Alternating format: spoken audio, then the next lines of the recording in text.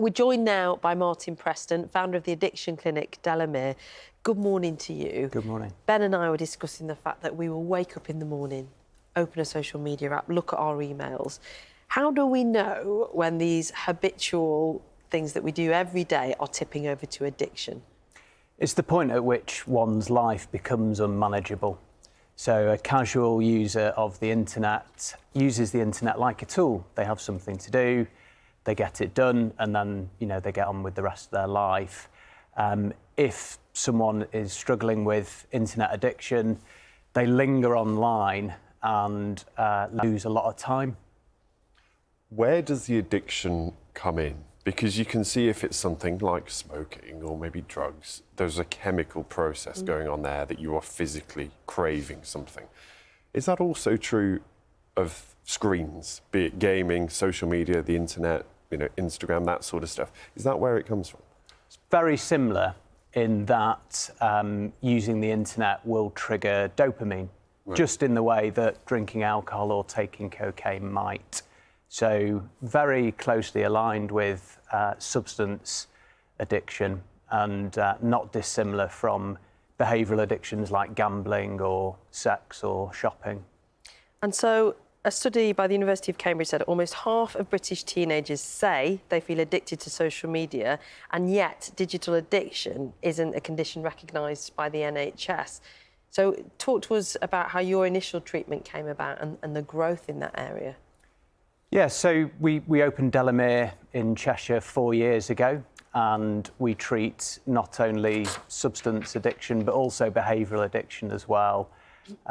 Internet addiction, screen addiction isn't recognised by the World Health Authority yet.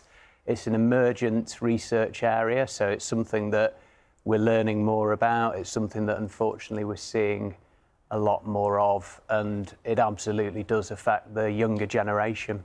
And you yourself are in recovery. Yes. And do you see the similarities in your own experiences and digital addiction? You're in recovery from alcohol and drug use. That's right, yeah. I've been clean and sober for 19 years. I think there are similarities, absolutely. And one of the challenges with digital addiction, it's a little bit like food. There's no abstinence framework.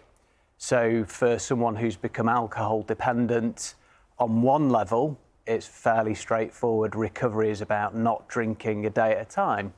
We have to live in the world, so it's very difficult to navigate life without using the internet.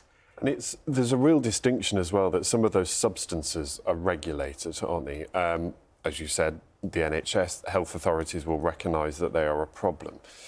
When it comes to things like digital addiction, not only are they not recognised, but it feels that the firms behind them actively want them to be addictive. They're not regulated in a way that you might expect. They are shiny, they're colourful, they are made to appeal to people, and they are directly targeting their users.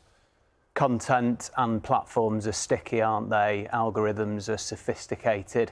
And for some, it's like digital sugar. Websites are designed to extract time from us and keep us locked in.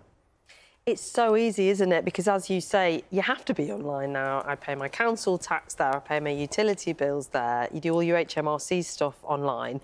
And so it's too easy, isn't it, to then say, well, I'm here, I'll just open this social media app, I'll check my emails. How do we close that, if you like? Because I feel like the floodgates are open for me. How do we take small steps to stop this turning into an even bigger problem? I think the first thing to do is take an honest look at what's happening. Yeah. So everyone has their own relationship with screens, social media, the internet.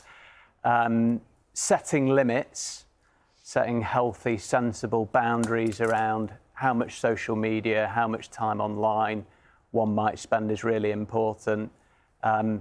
If one is struggling to set limits, then it becomes about asking for help and seeking professional help or visiting peer support networks like we heard about in the VT. Martin, thank you for explaining that. Really good to get you in this morning to explain some of those things. And it's so easy, isn't it? It's about making that distinction between what is just a lot of use and what is an addiction. And fascinating that it's not officially recognised by the health bodies when clearly so many of us are affected by it. Thank you so much for your time and for sharing your story. Martin Preston there, founder of Delamere.